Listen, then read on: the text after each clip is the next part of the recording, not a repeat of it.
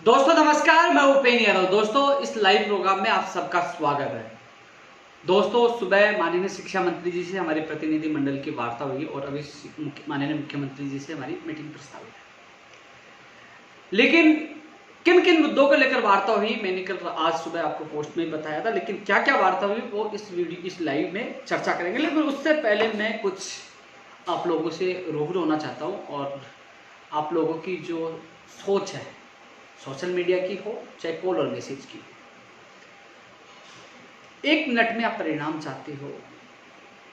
आप चाहते हो कि मुलाकात होते ही आपके हाथ में परिणाम आए। प्रयास करना पड़ता है। राजस्थान बेरोजगार एकीकृत महासंघ कई सालों से चल रहा है। मैं 9 साल से संघर्ष कर रहा हूँ। एक चीज के पीछे भागना पड़ता है। एक भर्ती के लिए भागने लग गया तो और भर्ती वाले पीछे से मैसेज कॉल। मैं समझता हूँ आपकी पीड़ा, लेकिन ये समझना होगा कि एक इंसान है, एक मुद्दा हाथ में ले लिया, उसको पूरा करवाना होगा। ऐसा नहीं कि मैंने फोटो खिंचवा दी, वीडियो बना दी, उनको छोड़ दूँ, दूसरे पास लगेगा, फोटो खिंचवा दिया, तीसरे के पास ही नहीं। यार वो भी बेरोजगार है यार। कम से कम एक भर्ती को तो मंजिल तक पहुंचाए, कम से कम हमारे साथियों को तो मंजिल मिले। मैं हर व्यक्ति की पीड़ा जानता हूँ। मैं माननीय शिक्षा मंत्री से मेरी मुलाकात नहीं हो पाई मंगलवार को। लोग कमेंट करने लगे कि उपेंद्र यादव कहाँ गायब हो गया, क्यों झूठ बोल गया। माननीय मुख्यमंत्री से, शिक्षा मंत्री से और मंत्रियों से मिलना मेरी बस की बात नहीं। समय दे तभी तो मिले। कोरोना चल रहा है, धरना प्रदर्शन कर नहीं सकते, हंगामा कर नहीं सकते। जब माननीय मुख्यमंत्री जी के ओएसडी से बात हुई हो कि आपसे भर्तियों को लेकर लंबे समय तक कुछ चर्चा करना चाहते हैं, आप इंतजार पर संयम रखें। आप चाहते हो कि मैं उल्टा बयान दूं और ये जो माननीय मुख्यमंत्री समय देने वाला वो भी नहीं मिले मुझे।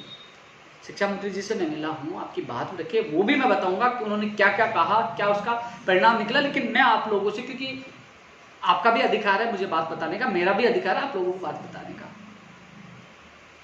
आप सोचिए, अपने दिल पर हाथ रख के सोचिए।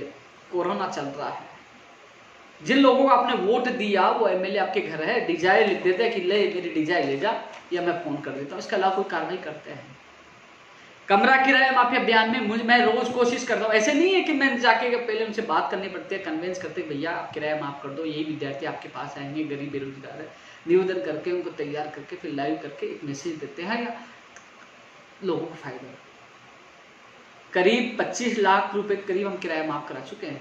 किनके? मेरे हुए के, वो गरीब थी ना, विभाग कुछ नहीं, उस पर पूरी रिपोर्ट उन लोगों को भेजकर अधिकारी से मिला, वो खुद देख के आए हैं, उनकी मुलाकात करे हुए देख के आएंगे, वो संतुष्ट है, हाँ अब की बार विभाग तैयार है, 7 जुलाई को सुनवाई है। कोशिश हर बेरोजगार की पीड़ाओं के लिए मैं करता हूं। आरएस भर्ती 2018 देखा होगा, मुझे पता है वो कोर्स से निकल गई। अब 4 भर्ती आए, मुझे उसको जो कृषि प्रेक्षक है, चाहे प्रयोगशाला सहायक है, महिला सुपरवाइजर, महिला आंगनबाड़ी है और फायर वाली, ये भी निकले। 6 जुलाई को सुनवाई है। दोस्तों हर व्यक्ति से मिलता हूँ कोरोना में, परिवार के सदस्य, दोस्त भी कहते हैं यार सतर्क रहो, बेरोजगारों से कोरोना लग जाएगा, ये लग जाएगा। लेकिन जब वो कार्यालय के बाहर आ जाते हैं, फोन करते हैं भैया हमसे मिलना, तो उनकी पीड़ा देखकर मैं कहीं पे उनके पास जाता हूँ, सुनता हूँ और कोशिश करता हूँ उनके सामने ही, जहां बात करनी है तो उनके सामने बात करता हूँ, और मुलाकात करानी तो मुलाकात भी कराता हूँ। जो अभ्यर्थी खुद मिल के आते हैं, चाहे सीएमओ में सीएम सचिव साहब से मिलना है, उनकी मुलाकात होती है, वो खुद मिल के आते हैं कि हाँ हमारी मुलाकात हुई और उसका परिणाम निकला। हम धरातल पे काम करते हैं। एलडीसी भर्ती 2018 की कई लोगों की ज्वाइनिंग हुई, कई विभाग अटके पड़े थे। हर व्यक्ति के अधिकारी से बात करके, निवेदन करके, लेटर लिख के, बात करके, कन्विंस करके, हर व्यक्ति के धीरे धीरे समस्याओं का हल हो रहा है, उनकी ज्वाइनिंग भी हो रही है। आरपीएस एलडीसी भर्ती 2013 कब से लंबित थी, कोरोना में उसका भी निस्तारण करवाया। सेकंड ग्रेड वाले बेचारे भटक रहे थे, उनके अभ्यर्थी के साथ मंत्री से, सीएमओ मिलकर उनका कैलेंडर जारी करा। हर जगह एक एक निस्तारण हो रहा है। और जब सीएम सचिव साहब से सीएमओ में बात होती है तो वास्तव में उनका कहना भी सही है कि आपके काम लगातार हो रहे हैं। कुछ लोग क्या कमेंट करते हैं, उपेंद्र जी तो आप तो कांग्रेस से दबने लग गए, आप तो कांग्रेस के हो गए। भाई मेरा कहना यही है, मैं कांग्रेसी या बीजेपी किसी पार्टी से जुड़ा नहीं है, मैं बेरोजगारों से मिला हूँ, बेरोजगारों के साथ हूँ। लेकिन जब हमारा काम माननीय मुख्यमंत्री जी कर रहे हैं, कोरोना में आप 12,000 एलडीसी वाले की नियुक्ति प्रक्रिया के आदेश हुए, कैलेंडर जारी हुआ है, आप सेकंड ग्रेड के हुए, आदेश में एडवोकेट जनरल किया, 3 जो भर्तियां बढ़ी है कोर्ट में, उसमें एडवोकेट जनरल आ रहे हैं। यार जो उनसे मैं निवेदन कर रहा हूँ, लेटर लिख रहा हूँ कि आप साहब एडवोकेट जनरल को उतारिए, साहब ये करिए, तो उसका निस्तारण हो रहा है, तो फिर मैं किसी खिलाफ बोल जाऊँ? आप सोचिए। मैंने हम जो काम करेगा उनके साथ हूँ, जिंदाबाद बोलूंगा, धन्यवाद बोलूंगा, और काम नहीं विरोध करूंगा। वही किया आपने, देखा होगा। आप क्यों भूल जाते? 25 नवंबर को मैं जेल भी गया था, मैंने अनशन भी किया था। मैं सच्चाई के लिए लड़ता हूँ यार, मैं आपका साथी हूँ। किसी पे आक्षेप लगाना सोचने से पहले सोचना चाहिए कि आपके लिए इस कोरोना में कौन भाग रहा है, कौन घर से निकल के जा रहा है। रीड के अभ्यर्थी कहते हैं कि भाई मीटिंग का क्या, भाई आपके लिए कौन आवाज उठा रहा है। आप सोशल मीडिया में उठा के देखिए, एक व्यक्ति मैं हूं चिल्ला चिल्ला के कहता हूं। साई जो लगातार कई सालों से मेरे से जुड़े उन व्यक्तियों को पूछना, वो व्यक्ति मैं ही था कि भर्तियों की मॉनिटरिंग की जाए, भर्तियों की मॉनिटरिंग की जाए, भर्तियों की मॉनिटरिंग की जाए। हर डिबेट हर चैनल पर चला चला के बोलता था। उसका परिणाम हुआ कि माननीय मुख्यमंत्री जी हर महीने भर्तियों की कम से कम वो मॉनिटरिंग कर रहे हैं। इसके अलावा मैं ही पहला व्यक्ति था जो चिल्ला चिल्ला के कहते थे कि भर्तियों का कैलेंडर जारी हो, कैलेंडर जारी हो, परीक्षाओं का कैलेंडर जारी हो। आरपीएस अधीनस्थ बोर्ड ने कैलेंडर जारी किया। आप सोशल मीडिया के वो वीडियो, वो डिबेट उठा के देखिए कि कौन चिल्लाता आप लोगों के लिए। लेटर तो मैं भी लिख के देख सकता हूं, लेकिन लेटर लिखने के बाद मॉनिटरिंग करना, अधिकारियों से बात करना, उनसे मिलवाना, उनसे बात करना, भागना दौड़ना, ये सब कुछ आपके लिए हम करते हैं। आप सोचिए, मैं आपकी पीड़ा समझता हूं। आप इंतजार कर रहे हैं, कंफ्यूज है, आपकी एग्जाम कब होगी, क्योंकि सबका परीक्षा का कैलेंडर जारी होगा, उनकी कब कब होगी, आपका नहीं होगा। लेकिन जिनका अगस्त सितंबर अक्टूबर कैलेंडर जारी हो, अभी तक कोरोना के ऊपर है, कोरोना की स्थिति सही होगी तो एग्जाम हो सकते नहीं, उनकी भी आगे जा सकती है, वो संभावित तारीखें हैं।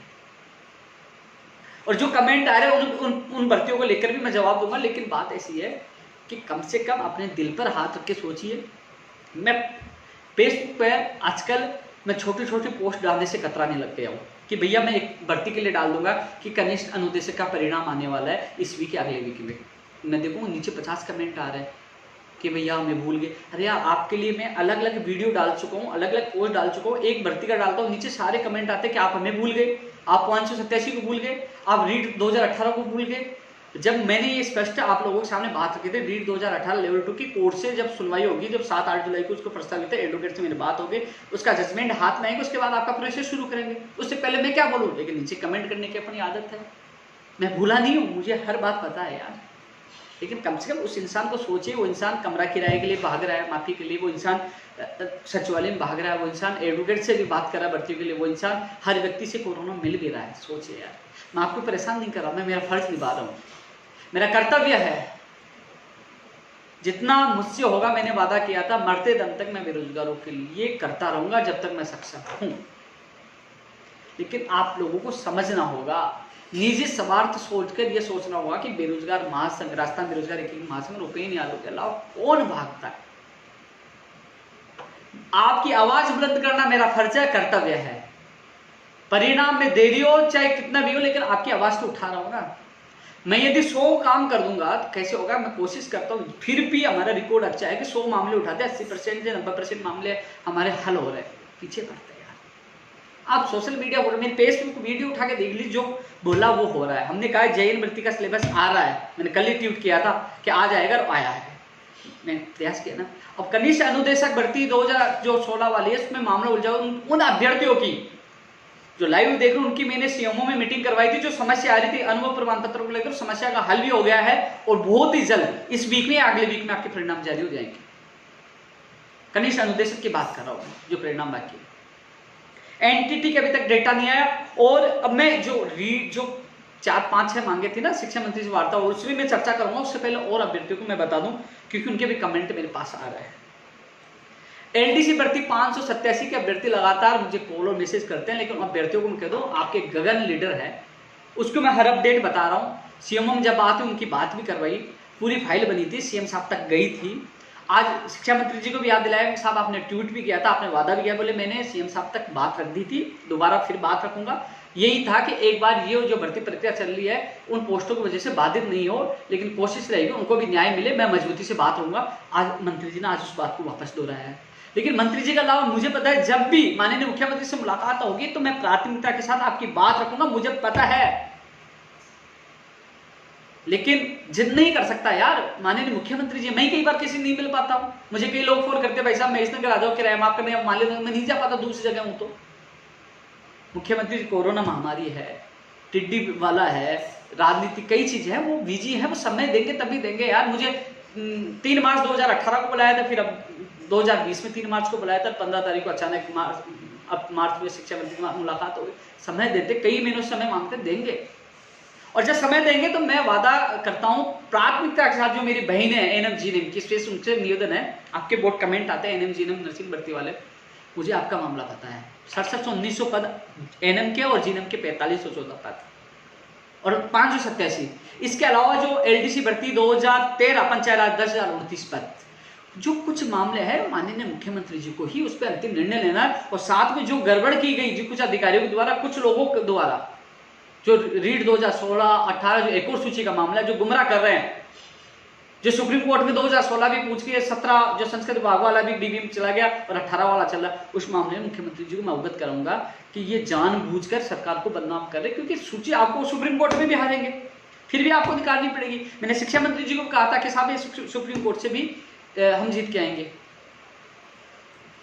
तो दोस्तों, आप सबसे मेरा यही निवेदन है कि मैं नहीं, मेरी जगह मान लीजिए मैं तो प्रवक्ता हूं, कल ये भी छोड़ दो, दूसरा आ जाए, लेकिन जो भी आपकी मदद करे उसको मजबूती से आप सबको मिलकर साथ देना चाहिए। सोचना चाहिए एक व्यक्ति एक भर्ती में लगा हुआ है तो वो आपका भी सब। मैं धीरे धीरे ऊर्जा विभाग के अभ्यर्थियों के कॉल और मैसेज आते हैं हमारी भर्ती में, उनके लिए पहले भी लेटर लिखा है मैंने, सीएमओ ने बात की और मजबूती से फिर बात रखा है कि साहब इनकी भर्तियां निकाल जाए। आईटीआई योग्यता वाले भी लोग इंतजार कर रहे हैं। ऊर्जा विभाग में 9000 से ज्यादा पदों पर भर्तियों की घोषणा की गई थी, उन पर भर्तियां निकाल, धीरे धीरे हर विभाग में भर्तियां, उनकी मैंने बात मजबूती से रखी है। तो दोस्तों, हर व्यक्ति की बात रखने की मैं कोशिश कर रहा हूँ। तो जो मुद्दे, जो 3-4 मुद्दे बताए माननीय मुख्यमंत्री के स्तर के, मैं मजबूती, जब मेरी मुलाकात होगी तो मैं मजबूती से आपकी बात रखूंगा, विश्वास दिलाता हूँ आपको। अब मैं आज की जो वार्ता के लिए भी बात कर लेता हूँ। दोस्तों, आज माननीय मुख्यमंत्री शिक्षा मंत्री से मुलाकात हुई। पहले भी 19 तारीख को टाइम मांगा था, शिक्षा मंत्री बिजी थे, फिर मंगलवार को टाइम मांगा, वो लेट आए सिक्कर से। फिर आज मेरी मुलाकात हुई, शिक्षा मंत्री जी ने ये बात कही रीट के लिए, विशेष जो रीट के अभ्यर्थी इंतजार कर रहे हैं, कि माननीय मुख्यमंत्री जी तक फाइल गई हुई है। कुलदीप राठा जी जो OSDM से बात हुई है, बोले कि मुझे जब भी बुलाएंगे मैं चला जाऊंगा। उनकी सहमति यानी कि उनसे अप्रूवल बाकी है। हमने जो दोनों नियम थे, जो वेटेज कम करके और जो 2 एग्जाम वाला, उनको भेज दिया है। जो भी मीटिंग होगी उसके अलावा पंचायत राज विभाग का भी रोल है, उसमें रूल्स में बदलाव होगा। जो मैंने आप लोगों को पहले वीडियो में बता दिया था कि पंचायत राज रूल्स में भी संशोधन होगा। वेटेज कम होगा तो भी संशोधन होगा, 2 एग्जाम होगा तो भी संशोधन होगा। तो वो कह रहे हैं कि मैं पारदर्शिता के साथ एग्जाम कराना चाहता हूं, मैं जल्दबाजी में फिर घोषणा कर दूं कि एग्जाम इस तारीख होगी, फिर एग्जाम नहीं होगी तो आप ही गाली दोगे। हमने सेकंड ग्रेड का, आप किसी भी राज्य में देख लीजिए, कोई भर्ती प्रक्रिया चालू हो गया, हमने सेकंड ग्रेड का LD शिक्षा विभाग के लोगों की नियुक्ति प्रक्रिया के आदेश जारी किए। किसी भी अभ्यर्थी ने ये नहीं कहा कि शिक्षा मंत्री जी आपको धन्यवाद, लेकिन रीट के लिए आप लोग इतना कुछ बोलते हो। फिर भी मैं सहन कर रहा हूँ, फिर भी मैं कोशिश कर रहा हूँ पारदर्शिता के साथ भर्ती हो। तो माननीय मुख्यमंत्री जी के पास वो फॉर्मूला गया, वो किस पे हरी झंडी देते हैं, मुझे बुलाते हैं तो मैं तुरंत जाने के लिए तैयार हूँ। उसके बाद जो पंचायत राज नियमों में संशोधन करके और आगे की प्रक्रिया शुरू करेंगे। दोस्तों, मैंने रीट शिक्षक भर्ती में पद बढ़ाने की बात रखी है, कॉमर्स वाले अभ्यर्थियों को वेटेज हटाने, सारी वो मांगे रखी है। अब कुछ लोग कहेंगे कि उपेंद्र यादव रीट पे इतना जोर क्यों नहीं दे रहे, तो सोचिए मेरे अलावा आपकी मांग कौन उठा रहा है। यूट्यूब पे चिल्लाने से, यूट्यूब पे वीडियो डालने से कुछ नहीं होगा, दरअसल पे काम कौन कर रहा है, ये तो सोचिए आप लोग। मैं इसलिए चुप हूं क्योंकि जब माननीय मुख्यमंत्री जी ने, शिक्षा मंत्री जी ने वेटेज खत्म करने की जो हमारी मांग थी, जो पिछली सरकार में हम जेल गए थे, वेटेज खत्म किया जाए बीए का, फर्जी डिग्री वाले नहीं आ सके, हमने सामान्य ज्ञान शामिल करने की मांग की थी, वो मांगी जा रही है। हम कॉमर्स वालों को अंदर लाने की मांग मानी जा रही है। जब हमारी मांगे मानी जा रही है, समय इसीलिए तो लेट हो रहा है कि जो ये विसंगतियां दूर हो रही है, तो हमें राजस्थान के अभ्यर्थियों को तो फायदा हो रहा है। किसको फायदा हो रहा है? उपेंद्र यादव या शिक्षा मंत्री जी को? वो फायदा आप लोगों को हो रहा है। लेकिन मैंने शिक्षा मंत्री जी से ये निवेदन किया है, जिस प्रकार आपने LDC का कैलेंडर जारी किया, जिस प्रकार आपने सेकंड ग्रेड का कैलेंडर जारी किया, कम से कम जो भी हो कि एग्जाम कब होगी, परिणाम कब आएगा, क्या क्या होगा, क्या पैटर्न होगा, जल्द से जल्द जारी किया जाए, जिससे बेरोजगार अपनी तैयारी कर सके। मैं ये नहीं कह रहा कि एग्जाम आप 2 सितंबर को, अक्टूबर, आप चाहे जनवरी, फरवरी, दिसंबर जब भी करवाए, 2 महीने, 5 महीने, 7 महीने, जो भी लेकर, कम से कम बेरोजगारों कह दे कि इतनी तारीख को आपके एग्जाम होंगे, ये कैलेंडर है, ये पैटर्न है, जिससे बेरोजगार तैयारी कर सके। ये बात मैंने मजबूती से रखी है, उनके सामने बात रखी है। और दोस्तों, विशेष शिक्षकों की बात रखी है, उनके भी पद आएंगे। विशेष शिक्षक वाले मुझे मैसेज करते रहते, तो आपकी मैंने दोस्तों, मेरा प्रयास था आपके लिए आवाज आकर बात रखी है। और इसके अलावा CMO के CM सचिव साहब से भी मैंने बात रखी थी। मैंने कहा साहब, आपने भर्तियां निकाली है, पूरे राजस्थान के बेरोजगारों ने धन्यवाद दिया, वाई का आपको दी है कि वास्तव में सरकार वास्तव निकाली है। मैं भी मांगूंगा मैं धन्यवाद क्यों दे रहा हूँ कि अन्य राज्यों में भर्ती प्रक्रिया रुक गई, लेकिन इस सरकार को धन्यवाद दे रहा हूँ कि लगातार माननीय मुख्यमंत्री मॉनिटरिंग करें, भर्तियां निकालें। चाहे शिक्षा मंत्री जी को भी धन्यवाद है, कम से कम सेकंड ग्रेड और एलडीसी भर्ती 2018 का कैलेंडर जारी किया। जहां गलत होगा हम विरोध भी करते हैं, लेकिन बात ऐसी है कि समय लग रहा, मुझे पता है। मैं आपकी बात मजबूत है, आपकी पीड़ा रख के आऊंगी, वो परेशान है, दुखी है कि जल्द से जल्द ये भर्ती प्रक्रिया कैलेंडर पैटर्न सब जारी हो, पद भी बढ़ाए जाए। शिक्षा विभाग में बहुत पद खाली है। सीएम सचिव साहब को मैंने कह दिया था, साहब आपने भर्तियां निकाली, धन्यवाद है, लेकिन कम से कम ये पैटर्न जारी नहीं होने से, विज्ञप्ति नहीं जारी होने से बेरोजगार आपने जो अच्छा किया वो भी उस पर भी पानी फिर रहा है। मैंने अच्छी तरह मजबूती से आपकी बात रखी, कभी मैं झूठ नहीं बोलता, जो बात रखता हूं वही आपके सामने बोलता हूं। तो दोस्तों थोड़ा सा आप इंतजार करो, केवल मुझे आपकी बात रखनी थी, मैं बात रख के आया हूं। अब उन्होंने जो समस्या, क्योंकि आदमी वहां थोड़ा सा, मान लीजिए मैं कमजोर क्यों पड़ जाता हूं, कमजोर इसलिए पड़ जाता हूं कि मेरी मांगे मानी जा रही है। मैंने मांग की आरएस भर्ती, कृषि प्रशिक्षक, महिला सुरक्षा में एडवोकेट जनरल किया जाए, किया। हमने मांग की कि वेटेज खत्म किया जाए, जीके जोड़ा जाए और जो कॉमर्स वाले शामिल किया, उनको मान रहे हैं। हम मांग भी बनवाए और फिर उल्टा भी बोले, तो वो देखो अच्छा नहीं लगता। हम प्यार से ही काम करवा सकते हैं। जब शिक्षा मंत्री जी वार्ता करने के लिए तैयार है, माननीय मुख्यमंत्री मिलने के लिए तैयार है, तो फिर हमें जिस प्रकार वो पॉजिटिव हो, तो उसी प्रकार हमारा काम के लिए हमें हमारा व्यवहार रखना चाहिए, धन्यवाद भी देना चाहिए और साथ भी रहना चाहिए। अभी कोई चुनाव नहीं है, मैं ये नहीं कह रहा आप वोट दो, लेकिन जिस प्रकार जो समस्या चल रही है वो सोचना चाहिए। तो रीट के लिए आज मैंने बात की है, वो कह रहा है कि माननीय मुख्यमंत्री जी से जैसे ही हमारी जो भी पैटर्न होगा, मैंने हालांकि आपको इशारा कर दिया था, जो भी पैटर्न होगा उस पर अप्रूवल मिलते ही जस्ट मीटिंग करेंगे, पंचायत राज के अधिकारी मौजूद होंगे, नियमों संशोधन कराएंगे और जल्द ही, क्योंकि अभी मैं कैसे कह दूं, मैं कैसे कैलेंडर जारी कर दूं कि माननीय मुख्यमंत्री जी किस पैटर्न को अलाउ कर रहे हैं। शिक्षा मंत्री जी कहना था, वो एक बार उनसे यदि मुझे बुलाते हैं तो मैं यही हूँ, जाने के लिए तैयार हूँ, वहां से अनुमोदन जिस पैटर्न के लिए तैयार होते हैं, जो करवाना चाहते हैं माननीय मुख्यमंत्री जी, उसके बाद हम पंचायत राज के अधिकारियों से नियमों में संशोधन कराकर और आगे का हम कैलेंडर जारी कर सकते हैं। अभी स्थिति नहीं है कि मैं कैलेंडर जारी कर दूं, पहले माननीय मुख्यमंत्री जी हरी झंडी मिले, उन्होंने ये कहा पैटर्न के लिए, कैलेंडर के लिए। तो दोस्तों मैंने सीएम सचिव साहब से बात की है और मैं आप लोगों को विश्वास दिलाता हूं कि मैं पूरी प्राथमिकता के साथ प्रयास करता रहूंगा कि जल्द से जल्द इसका पैटर्न, विज्ञप्ति, परीक्षा तिथि भी जारी हो और पदों की संख्या भी बढ़ाई जाए और तमाम विसंगतियां भी दूर हो। आप किसी के बेखाम नहीं है जो यूट्यूब चैनल पर डालते हैं कि मैं ऐसी तैसी कर दूंगा, मैं ये कर दूंगा, आप उसको उठा के देख लीजिए, कुछ नहीं करने वाले। और जिस दिन कुछ करना होगा ना, वो हम ही करेंगे, आपको पता होगा, पहले देख लीजिए। लठ भी खाए, जेड़ भी गए, अनशन भी किया, सब कुछ किया, किसी को आगे नहीं किया भैया तो अनशन पे बैठ, तू लाठियाँ खा ली। लाठी खाई तो सबसे पहले मैंने खाई है, जेल गया था सबसे पहले, जेल में गया, अनशन किया तो मैंने किया है। और जिस दिन नौबत आएगी तो आपका भाई आगे रहेगा, आपको आगे नहीं आने देगा, आप तो पीछे रहोगे। लेकिन जब सरकार सुन रही है, बुला रहे, वार्ता कर रहे हैं, जब सकारात्मक चल रहा है, क्योंकि सकारात्मक जब हमारी विसंगतियां दूर हो रही, तो दोस्तों हाथ जोड़ के निवेदन है कर रहा हूँ, वो आपका ही फायदा हो रहा है, उपेन्द्र यादव का नहीं, आपकी विसंगतियां दूर हो रही है। वो समय आने पे पता चलेगा कि आपको क्या लाभ हुआ। दोस्तों ये रीट को लेकर मैंने आपको जो वार्ता हुई मैंने बता दिया मुख्यमंत्री जी से, वो जो भी होने के बाद शिक्षा मंत्री कहा वो रूल्स में जो भी होना वो सारी चीज़ें मैंने बता दी, जो विसंगतियां वो मैंने बता दी। कंप्यूटर शिक्षक भर्ती का भी विज्ञप्ति जारी हो, नई स्कूल व्याख्याता भर्ती, स्कूल लेक्चरर।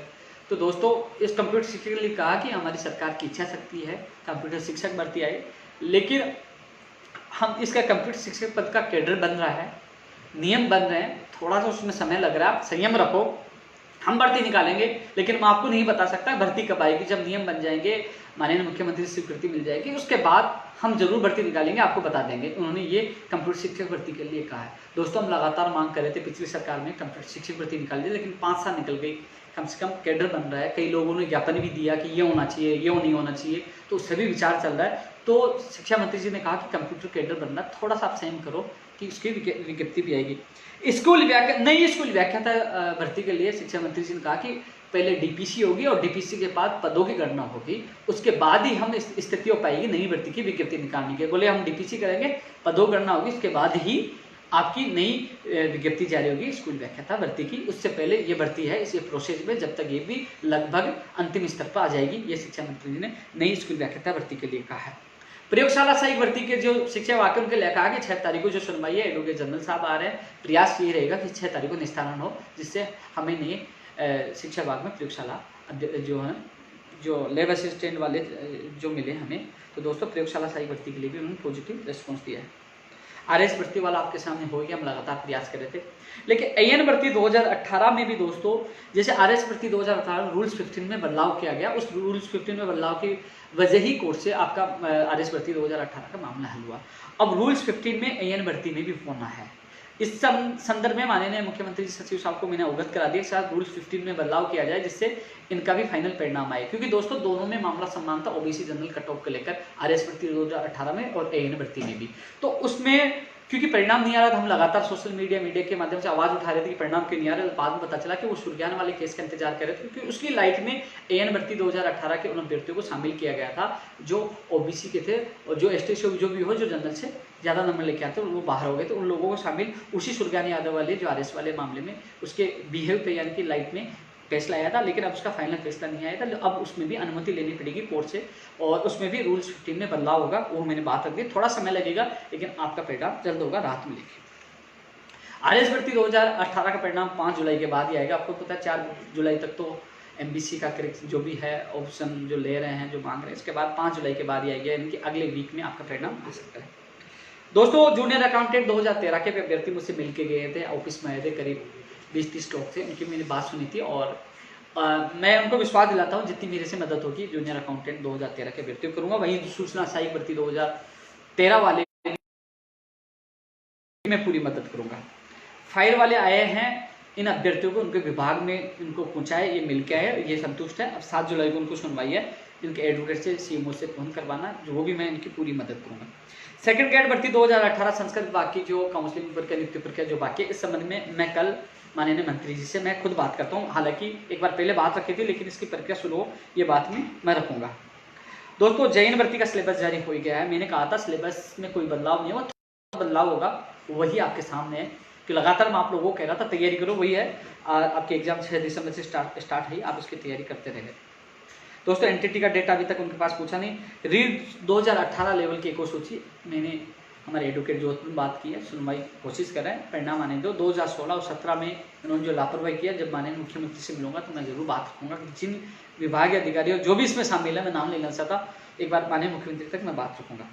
और जो 4 भर्तियां कृषि प्रयोगशाला सहायक महिला सुपरवाइजर, आप 6 तारीख इंतजार करो, मैं मेरा बेस्ट कर रहा हूँ। एडवोकेट जनरल साहब आ रहे हैं और भगवान चाहे तो जिस प्रकार आरएस वालों को खबर मिली आपको मिले। दोस्तों इसके अलावा कॉलेज लेक्चरर की वैकेंसी आई, ये भी हम मांग करें। दोस्तों इसके अलावा ऊर्जा विभाग की भर्तियों के लिए मैंने कल भी लेटर लिखा, पहले भी लेटर लिखा। मैं आपके हर पीड़ा को समझता हूँ। आईटीआई वाले लगातार मुझे कॉल मैसेज कर रहे हैं। राजस्थान पुलिस 2018 की एक और सूची जारी हो। दोस्तों मैंने पहले भी लेटर लिखा था और मैंने खुद ही रोहतास कुमार यादव के नाम से याचिका लगा रखी, लेकिन कोर्ट में उसका नंबर नहीं आ पा रहा। अब नंबर आना नहीं आना न्यायालय का मामला है, मेरे हाथ में नहीं है, लेकिन जितना प्रयास मुझसे हो रहा है दोस्तों मैं आप लोगों के लिए कर रहा हूँ। इसके अलावा दोस्तों व्यावसायिक जो वोकेशनल टीचर के मामले में शिक्षा मंत्री जी ने ये कहा है कि सप्ताह भर के अंदर वो इस मामले में मीटिंग ले रहे हैं। जो उनका सैलरी वाला मामला है, जो समस्या आ रही है वोकेशनल टीचर के लिए, कहा सप्ताह भर में इस मामले में अधिकारियों की मीटिंग लेके रास्ता निकालने की पूरी कोशिश करेंगे, ये शिक्षा मंत्री जी ने मुझे कहा है। 2012 में सुप्रीम कोर्ट में सरकार जा चुकी है। नमो नारायण से मेरी बात हुई थी, वो मुझसे मिलेंगे, जितना सहयोग है मैं उनसे पूरा करूंगा। 2013 सेकंड ग्रेड के लिए मुकेश बेनीवाल मेरे साथ थे। मुकेश बेनीवाल ज़्यादा चिंतित है, उनका व्यक्ति साथियों को कहूँगा कि मुकेश बेनीवाल आपके लिए पूरी भागदौड़ कर रहा है, चिंतित भी है। आज भी बात रखी थी, वो वित्त विभाग से जल्द से जल्द फाइल निकलवाने की हम पूरी कोशिश करें। टीआरए की 124 की वैकेंसी की अभ्यर्थना अभी तक, उसके लिए भी हम पूरी कोशिश करें कि अभ्यर्थना इसके भी, ग्राम सेवक की भी, वन रक्षक वनपाल जो जितने भर्ती हैं उनकी भी पहुँचे। दोस्तों एक सबसे बड़ा मुद्दा है बाहरी राज्यों का कोटा कम हो। बाहरी राज्यों का कोटा कम हो, वो प्रयास भी हमारा पहले जारी था, लेकिन अब किस वजह से, कोरोना महामारी की वजह से वो मामला दब चुका है। लेकिन मुझे पता है बाहरी राज्यों का कोटा कम हो उसके लिए प्रयास करूंगा मैं भी, और आप इसमें जुड़े। अब दोस्तों अब मैं जो कमेंट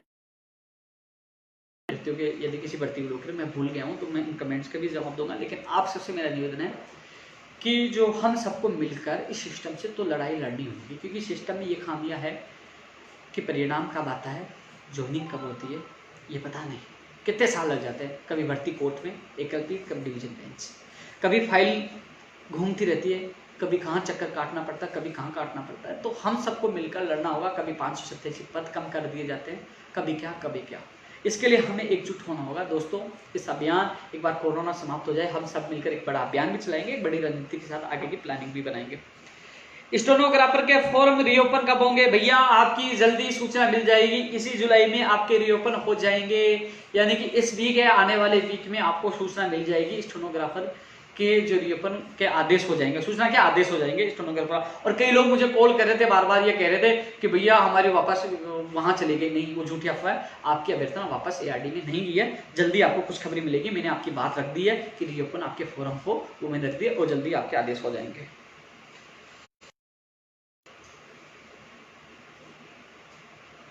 गोविंद शर्मा धन्यवाद। जी ने उनके लिए कह दिया, माननीय मुख्यमंत्री जब भी मुलाकात होगी मजबूती से आपकी बात रखूंगा मैं। RS भर्ती 2020 1100 ज्यादा पदों पे आएगी। इसकी अभ्यर्थना लगभग तैयार है। हम जल्द से जल्द लिखा है कि RS 2020 की विज्ञप्ति जारी हो। प्रयास करेंगे जल्द से जल्द इसकी विज्ञप्ति जारी हो। पूरा प्रयास करूंगा, इसमें पूरी ताकत लगा दूंगा और शायद हो सके तो तुम्हें जल्दी ही खुशखबरी मिल जाए। PTI की वैकेंसी आनी है जी। मैंने पहले लेटर लिखा था, PTI फर्स्ट ग्रेड और सेकंड ग्रेड की वैकेंसी आनी चाहिए। थर्ड ग्रेड की आई थी 2018 वाला, मैंने लेटर लिखा, दोबारा वो लिख दूंगा।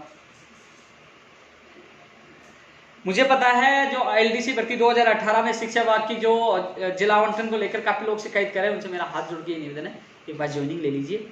पता नहीं कोई किसी प्रकार भर्ती अटक गई तो लटक जाओगे, लोगों को बहाना मिल जाएगा। एक बार ज्वाइनिंग ले लीजिए। ज्वाइनिंग के बाद आप कोर्ट में जाइए, आप अपनी बात रखिए कि मेरी मेरिट बहुत ज्यादा थी, कुछ लोग कम थे, उनको होम जिला मिला, हमें दूर मिला। क्योंकि 2013 RPSC में ऐसा हुआ, तो आपको राहत मिलेगी, माननीय न्यायालय से जरूर राहत मिलेगी। एक बार आप ज्वाइनिंग करिए, उसके बाद मुझसे मिलिए। जितना सहयोग होगा मैं आपका सहयोग करूंगा, परिवेदना भी आप देना।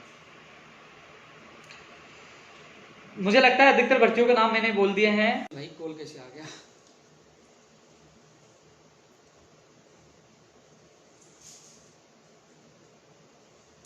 वैसे जो कमेंट आ रहे हैं उनकी भर्तियों के लेकर मैं चर्चा कर चुका हूं, वो वीडियो देखें, उनको पता लग जाएगा। लेकिन दोस्तों आप सबसे मैं यही निवेदन करना चाहूंगा, फिर मैं आपके बीच में रहूंगा, लेकिन हम सब मजबूत रहे, एक साथ रहे और मिलकर एक साथ संघर्ष करेंगे तो जरूर परिणाम मिलेगा।